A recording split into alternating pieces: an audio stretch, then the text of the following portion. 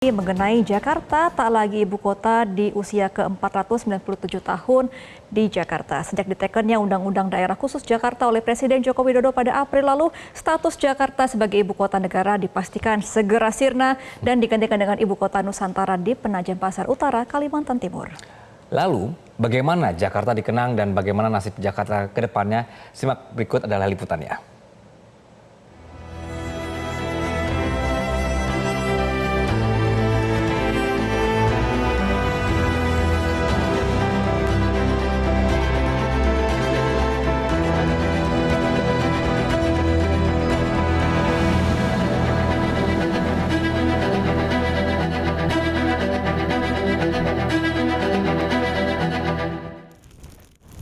Hari ini Jakarta berulang tahun ke-497.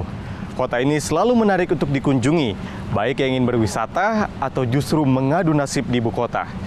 Seiring dengan rencana pemindahan ibu kota negara dari Jakarta menuju ibu kota Nusantara di Penajam Pasar Utara, Kalimantan Timur, posisi kota Jakarta sebagai kota strategis diproyeksikan menjadi sebuah kota global.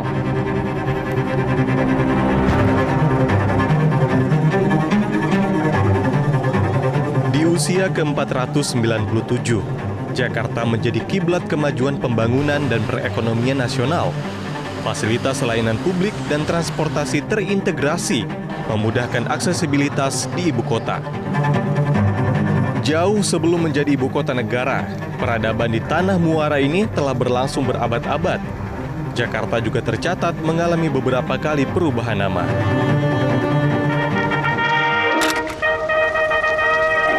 Dimulai pada abad keempat, terdapat pelabuhan Sunda Kelapa milik Kerajaan Sunda Pajajaran. Berada di utara Jakarta, inilah lokasi strategis perdagangan antar bangsa asing, terutama dalam ekspor rempah-rempah Nusantara. Lalu di bawah pimpinan Sultan Fatahillah, Kerajaan Demak dan Cirebon berhasil menguasai kota pelabuhan ini serta mengusir Portugis. Pelabuhan Sunda Kelapa berganti nama menjadi Pelabuhan Jayakarta. Dan inilah cikal bakal Jakarta 497 tahun silam.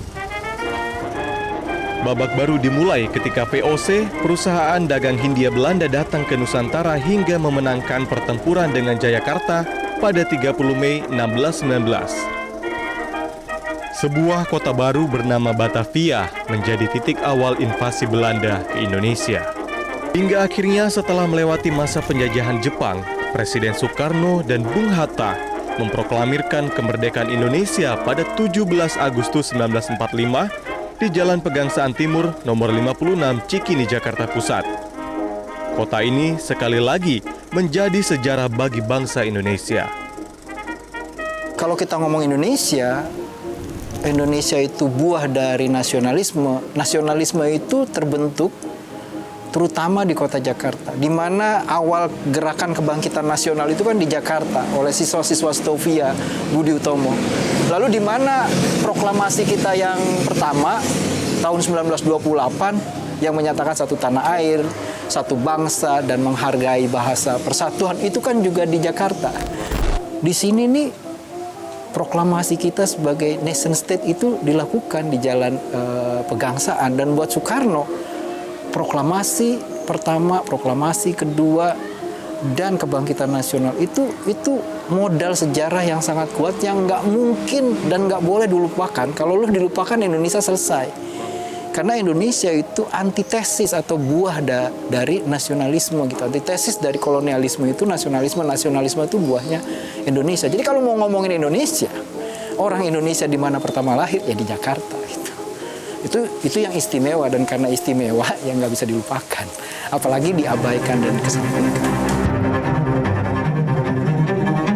Hari ini Jakarta memasuki fase baru. Statusnya sebagai ibu kota negara digantikan ibu kota Nusantara di Kabupaten Penajam Pasar Utara, Kalimantan Timur sebagai pusat pemerintahan mendatang. Dengan Undang-Undang Daerah Khusus Jakarta, fokus Jakarta dialihkan sebagai pusat perekonomian dan kota global. PJ Gubernur DKI Jakarta Heru Budi Hartono mengatakan, perubahan nama DKJ menjadi awalan Jakarta menjadi sebuah kota global. Pembangunan ekonomi juga dihitung.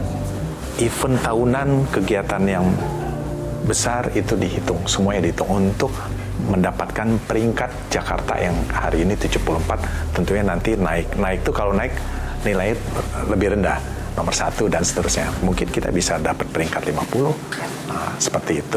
Nah itulah yang namanya Jakarta Global. Dalam pasal 19 Undang-Undang Nomor 2 Tahun 2024, pemerintah provinsi daerah khusus Jakarta nantinya diberikan kekhususan dalam penyelenggaraan pemerintahannya sebagai pusat perekonomian nasional dan juga kota global. Terdapat 15 kewenangan khusus, diantaranya pekerjaan umum dan penataan ruang, perumahan dan kawasan permukiman, penanaman modal, perindustrian, perdagangan, lingkungan hidup, kebudayaan, serta pariwisata dan juga ekonomi kreatif. Dalam mendukung visi utama Jakarta Kota Global, Undang-Undang DKJ memberikan ruang gerak yang lebih luas. Salah satu inisiatifnya adalah pengaturan kawasan aglomerasi yang memungkinkan Jakarta membangun kota megapolitan bersama 10 kota penyangga. Sinkronisasi di antara kawasan aglomerasi nantinya akan mencakup sejumlah aspek, mulai dari transportasi, pengelolaan sampah, hingga penataan ruang. Membangun Jakarta tidak bisa dijalankan sendirian. Oleh karena itu, pengamat tata kota Nirwono Yoga mengingatkan soal aspek pembangunan, transportasi, dan lingkungan agar selaras. Nah, di sini kuncinya adalah kawasan aglomerasi tadi mempunyai 3 hal. 1, penyusunan rencana induk yang terintegrasi ya antara Jakarta dengan Bodetabek. Artinya ada penyelarasan bagaimana rencana tata ruangnya, RT RW dan RDTR-nya menyatu. Kedua, rencana induk program pembangunannya. Tadi kan sebutkan Jakarta menjadi kota global. Bagaimana pemerintah Bodetabek itu juga sejalan mendukung mewujudkan kota Jakarta menjadi kota global tadi. Yang ketiga, ini tidak kalah penting, yaitu pembagian kewenangan dan pendanaan ataupun anggaran yang jelas antara pemerintah pusat, pemerintah provinsi DKI, daerah khusus Jakarta, Banten, dan Jawa Barat kan saling terkait, dan anggaran APBD kota kabupaten di Bodetabek. Amanat lainnya adalah pembentukan Dewan Kawasan Aglomerasi. Pengamat otonomi daerah, Jo Hermansyah Johan mengatakan, Presiden harus memilih sosok yang tepat untuk memimpin dan merangkul seluruh persoalan yang muncul dari 3 provinsi, DKJ, Banten, dan Jawa Barat. Termasuk sesuai dengan otonomi daerah masing-masing agar tidak terjadi tumpang tindih kepentingan. Sehingga mempercepat usaha untuk mengatasi banjir yang melibatkan daerah-daerah penyangga kita, daerah tetangga, ya kan, yang juga melibatkan pusat, karena pusat harus bikin ini, bikin waduk segala macam. Nah itu jadi satu payung kebijakan, kemudian jadi perencanaan, lalu kemudian dieksekusi pelaksanaan kebijakannya, diawasi oleh mandornya itu ya kan, gitulah ada Ketua Dewan Kawasan. Peneliti Pusat Riset Kependudukan BRIN, Inayah Hidayati mengungkapkan, dengan 11 juta lebih penduduk, tantangan Jakarta lainnya adalah penyelesaian permukiman kumuh. Data Pemprov DKI mencatat masih terdapat 9,2% luasan RW kumuh di Jakarta. Permukiman kumuh memang menjadi masalah yang sulit untuk diatasi karena setelah merevitalisasi satu permukiman, akan muncul permukiman kumuh lainnya. Permukiman kumuh memang harus pelan-pelan memperbaiki, karena nggak bisa langsung dihilangkan ya, karena di situ kan ada manusia, ada penduduk yang tinggal di situ. Tapi memang itu akan pelan-pelan harus bisa sih menurut saya. Kami penelitian di BRIN juga cukup optimis kalau untuk menghapus permukiman kumuh memang agak lama ya, karena dengan memindahkan mereka ke Rusunawa atau mungkin dengan apalah nanti strategi lainnya itu bisa, tapi memang cukup panjang prosesnya. Apapun yang terjadi, Jakarta tetaplah bagian sejarah terpenting perjalanan bangsa Indonesia. Jakarta dipilih menjadi ibu kota bukan karena penjajah, namun karena sejarah yang panjang dan juga letak yang strategis. Sebentar lagi Jakarta purna tugas sebagai ibu kota. Tak perlu ditangisi ataupun diratapi, karena Jakarta tetaplah Jakarta.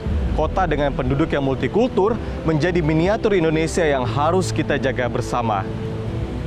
Kita harapkan rencana pembangunan Jakarta sebagai kota global diiringi juga dengan penyelesaian masalah-masalah klasik yang ada di Jakarta. Selamat ulang tahun Kota Jakarta yang kini bukan lagi ibu kota. Saya Andre Septian dan juru kamera Ridwan Bima. Inilah Prime Story. Jelajahi cara baru mendapatkan informasi. Download Metro TV Extend sekarang.